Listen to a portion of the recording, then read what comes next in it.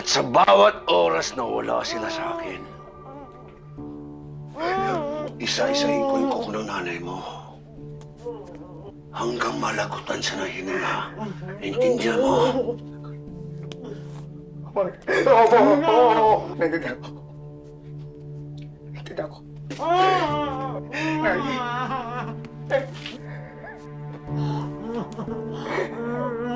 Nay, sorry. Nay. Sige. Nay, babalik ako kay nanay.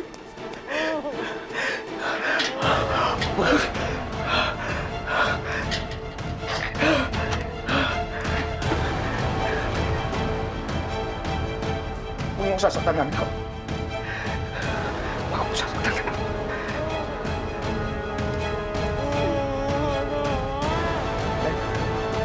Nay.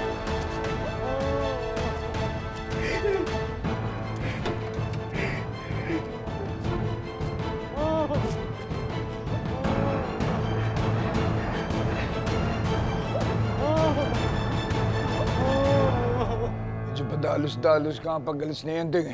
Hindi niya alam na may kakibat na panganib. Ang bawat galaw at kilos natin. Pagpasensyaan nyo na si Enteng. Masyado siya nag-aalala para kay Aling Mirna. Hindi niya nainisip ang sarili niya. Paghihintay ako sa baba. Kaabang ako sa Enteng.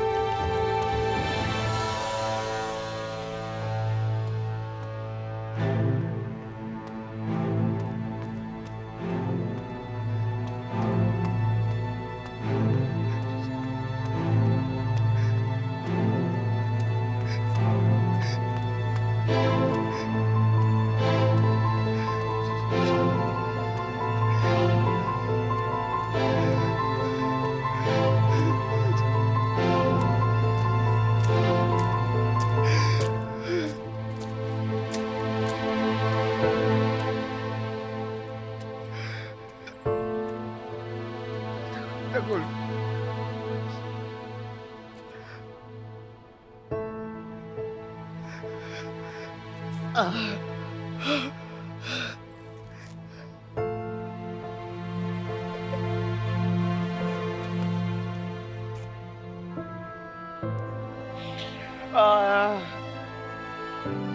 Gusto ko po nanay ko.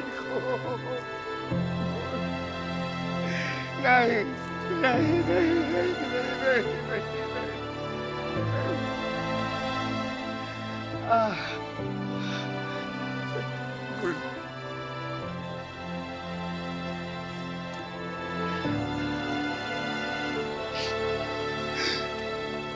Tagol! Matagal na nawawala si Ting. Baka kailangan na natin puntahan. Kinakabahan na rin ako. Baka may nangyari na masama kay Enteng. Tara!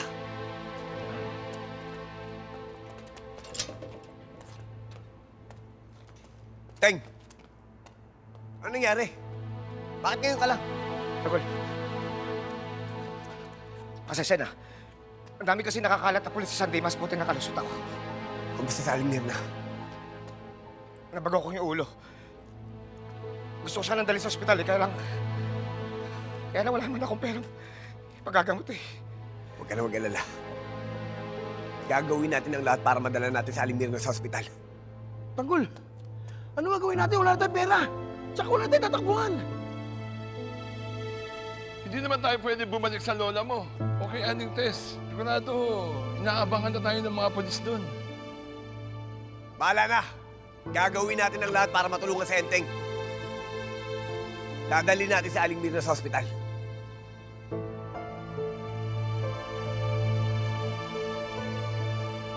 Okay. Meron akong alam na tindahan ng alas sa may Santa Cruz. Pero front lang nila yon. Totoong ginagawa nila doon, puro illegal na negosyo.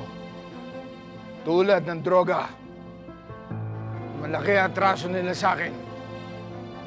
Yun ang pwede natin tirahin bukas. Para matulungan si Teng. Huwag ka na mag-alala, Teng. Sisiguraduhin natin na gagaling sa Aling Mirna. Gagawin natin ang lahat.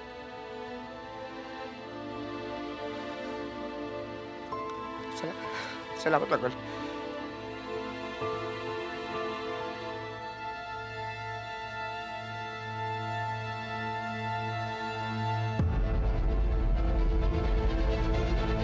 Bilisan nyo na.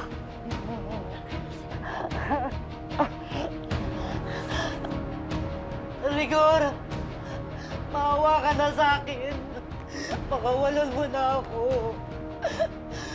Huwag mong isama sa pagiganti mo ang anak ko. Maawa ka na, pakawalan mo na ako, Rigor. Wag! Kapag hindi ka na nahimik, papatayin kita. Ano nangyari sa'yo? Isa kang matinong pulis. Ano kasalanan namin sa'yo? Dahil tinulungan nyo si Tanggol.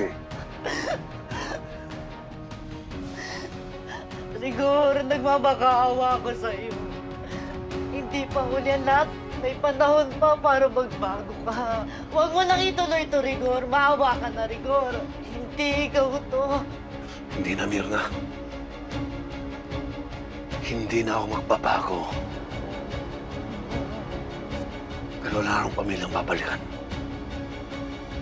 Pag wala ka rin katulad ko, hindi ko kakayanin mawala si Enteng. Katulad ng nangyari kay Santino.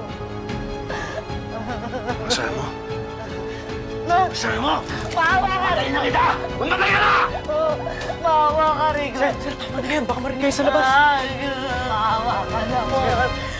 Ayun. Ito ang ipasok mo sa kokote mo, Mirna. Kapag pumalpak yung anak mo, ipapakita ko sa kanyang paano kita papatayin. Tandaan niyo yan!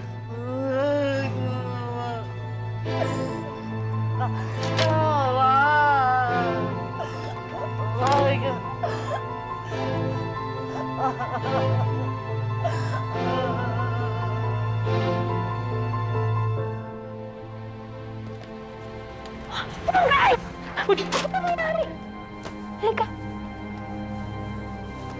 Tulong, Sir Albert. Ponggay. Ano nangyari?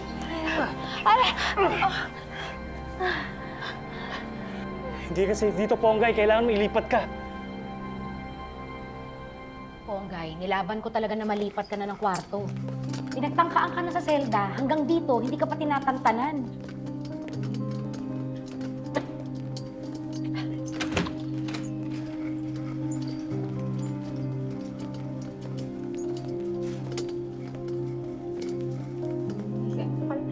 Dahan-dahan.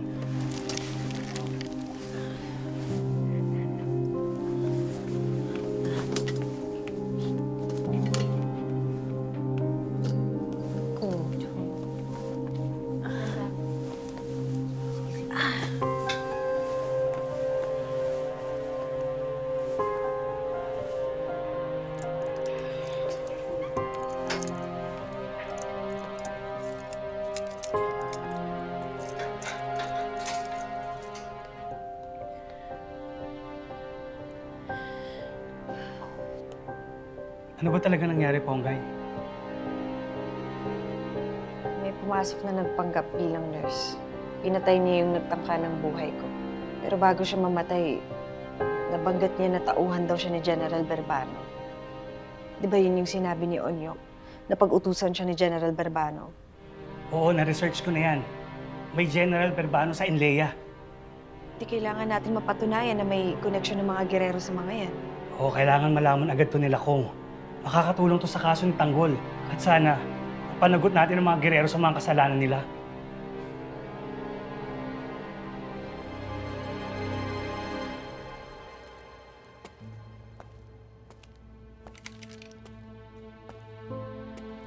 Teng.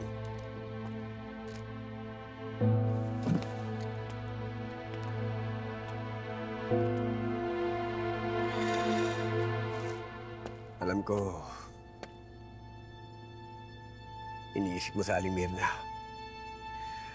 Huwag ka mag-alala. Gagawin natin ang lahat para maligtas siya. Hindi tanggol. Tama ba itong gagawin natin? Ba tayong mga daga nagtatago? Kung saan-saan? Tapos gagawa tayo ng krimen? Teng, wala nang ibang paraan. Handa kami gawin ang lahat para mailigtas si Aling Mirna. Huwag na lang. Huwag na lang, tanggol, huwag na lang. Tanggol, pa. Teng, mas iniisip ka namin kaysa sa sarili namin. Mas kailangan mo ngayon ng tulong namin. Yun na nga eh. Eh, paano ka? Paano ka, Tanggol? Tanggol, makukompromiso yung pagiging mayor mo. Masisira yung pangalan mo. Mapapahamak ka kapag nahuli ka. Tanggol, masisira pati kinabukasan mo. Saan na nating isipin yan, Teng? Mas importante ngayon na matulungan ka namin. Kaya gagawin natin ang lahat para mailigtas si Aling Mirna.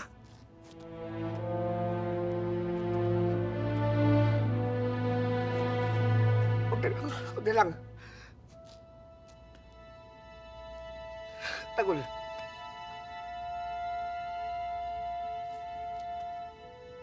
Tanggol, ba't napakabuti mong tao?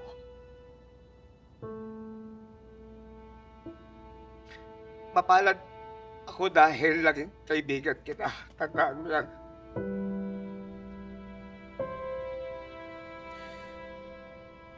Wala na akong kapatid, Teng.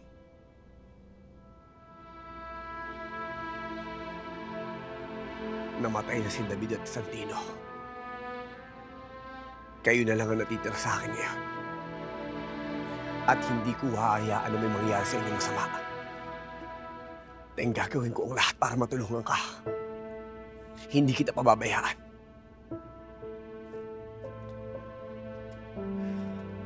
Tanggol, mas natandaan mo, ha?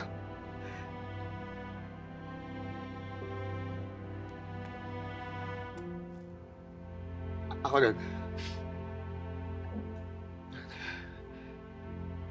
Nagpapasalamat din ako. Dahil naging kaibigan kita. Tandaan mo yun.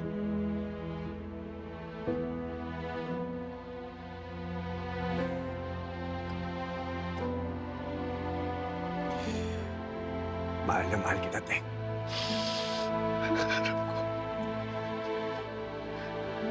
Alam ko. Salamat.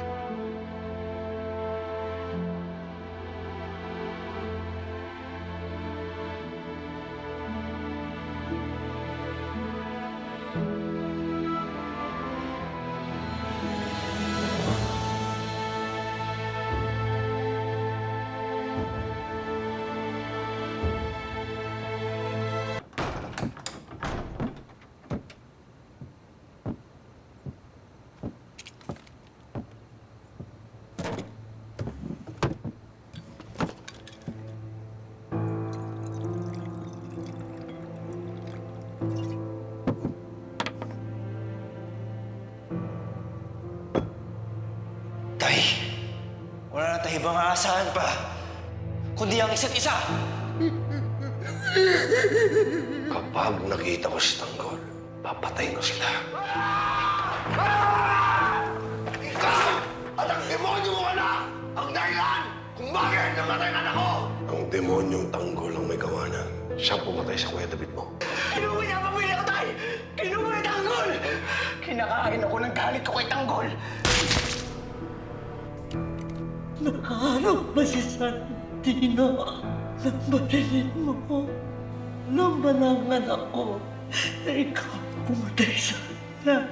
Saan ang pinatay ang anak ko? Hindi ako! Hindi ko ginusto ang nangyari. Hindi si Tanggol ang may kasalanan kung bakit namatay mo ang anak mo! Alam mo yan! Tay, laban natin to.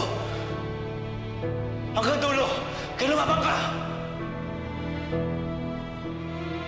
Lumabang ka! Kinuha mo sa akin, Tanggol, ang lahat ng meron ako at buot na lang ang tinira mo. Ikaw ang nagtulak sa akin para talikuran ang lahat. Kahit ang pagkapulis ko. makapaghiganti lang sa'yo. Kaya pinakamasakit na kamatayan lang ang nararapat sa demonyong kagaya mo.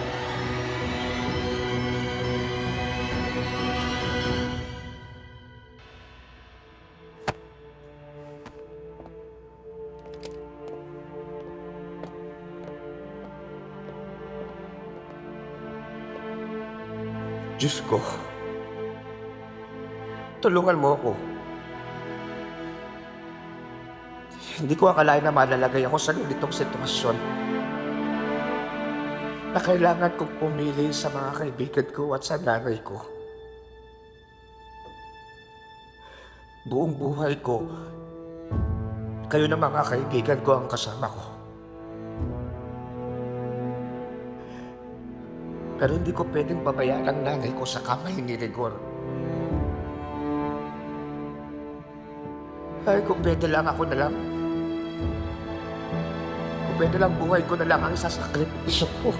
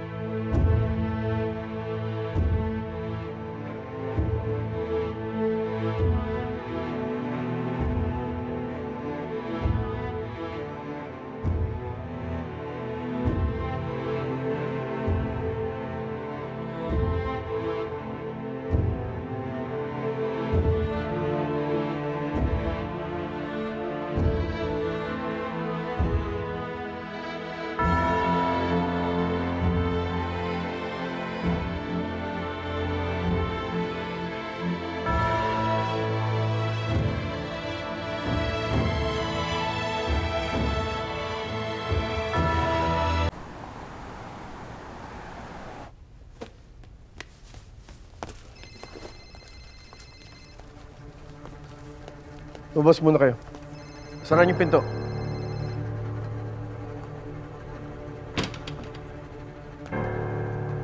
Dumagi ba?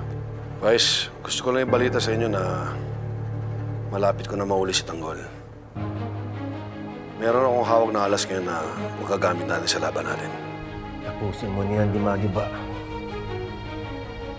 Kapag nabigay mo sa akin ang ulo ni Tanggol, ibigay ko rin sa'yo kahit anong hilingin mo. Kahit magkano, pangako yan. Hindi importante sa akin ang pera, Vice.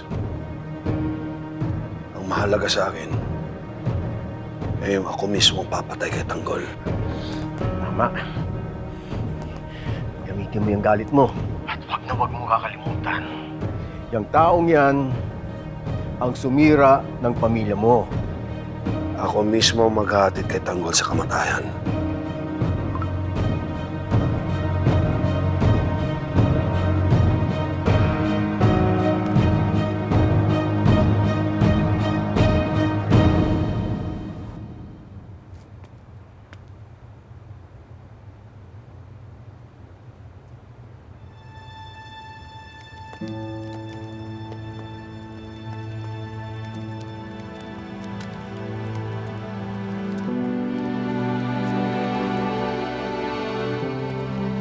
Teng, Tanggol!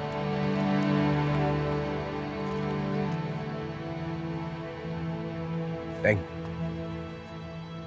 Ayos ka lang.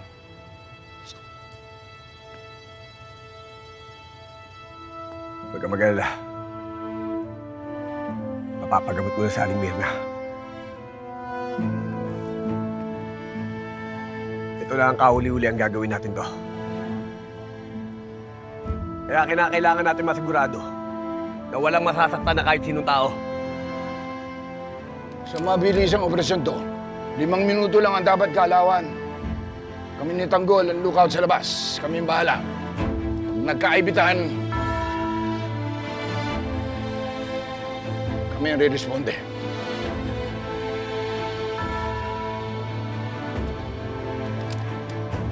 Tara!